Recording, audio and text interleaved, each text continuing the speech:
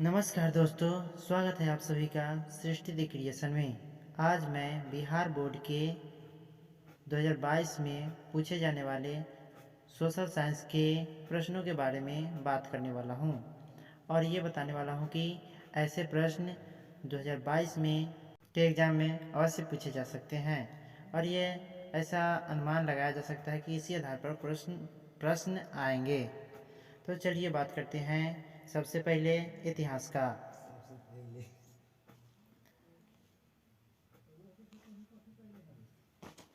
लघु उत्तरीय प्रश्न। प्रश्न 1 से 6 तक लघु उत्तरीय प्रश्न हैं। इनमें से 3 प्रश्नों का उत्तर देना है। प्रत्येक प्रश्न के लिए 2 अंक निर्धारित है। प्रश्न संख्या 1, पांडुलिपि क्या है, इसकी क्या उपयोगिता है। प्रश्न संख्या 2, विश्व बाजार किसे कहते हैं।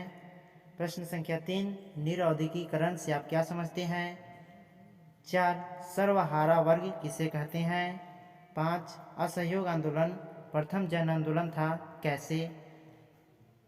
प्रश्न संख्या 6, इटली जर्मनी के एकीकरण में ऑस्ट्रेलिया की क्या भूमिका थी।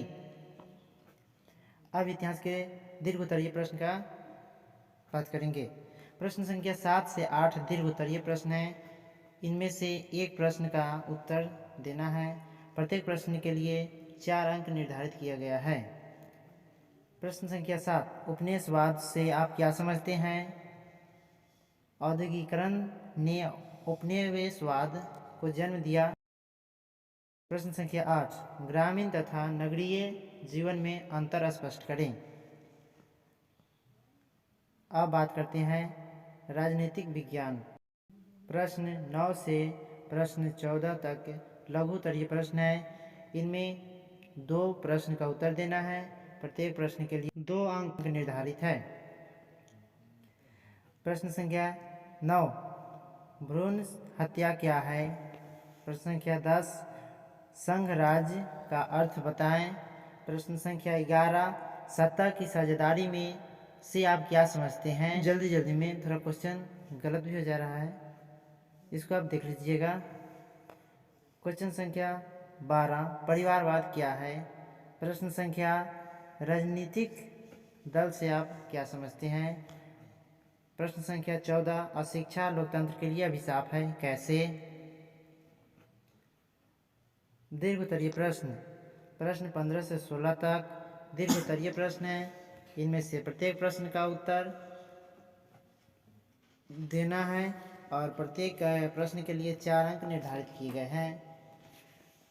प्रश्न संख्या 15, राजनीतिक दल को लोकतंत्र का प्राण क्यों कहा जाता है। प्रश्न संख्या 11, परिवारवाद और जातिवाद बिहार में किस तरह लोकतंत्र को प्रभावित करता है। अब बात करेंगे अर्थशास्त्र का। प्रश्न संख्या 17 से 20 तक लघु उत्तरीय प्रश्न है। इनमें 2 प्रश्न का उत्तर देना है। प्रत्येक प्रश्न के लिए 2-2 अंक निर्धारित किया गया है। प्रश्न संख्या 17, आधारभूत संरचना किसे कहते हैं। प्रश्न संख्या 18, निजीकरण से आप क्या समझते हैं। प्रश्न संख्या 19, सहकारिता से आप क्या समझते हैं। प्रश्न संख्या 20, आय किसे कहते हैं। अब अर्थशास्त्र के दीर्घ उत्तरीय प्रश्न ले लेते हैं।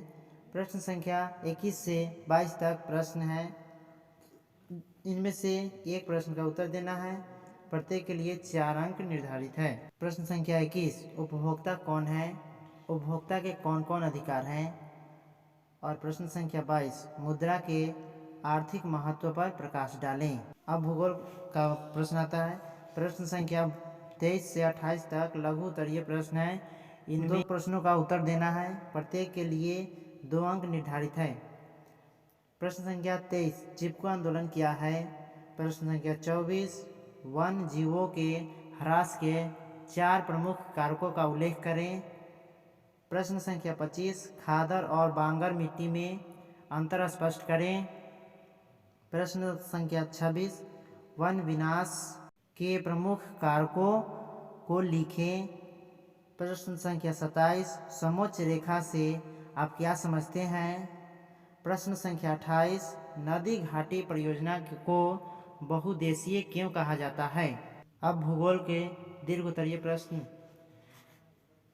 प्रश्न 29 से 30 तक दीर्घ उत्तरीय प्रश्न है। इनमें एक प्रश्न का उत्तर देना है। प्रत्येक के लिए 4 अंक निर्धारित है। प्रश्न संख्या 29, धात्विक और अधात्विक खनिज में अंतर स्पष्ट करें।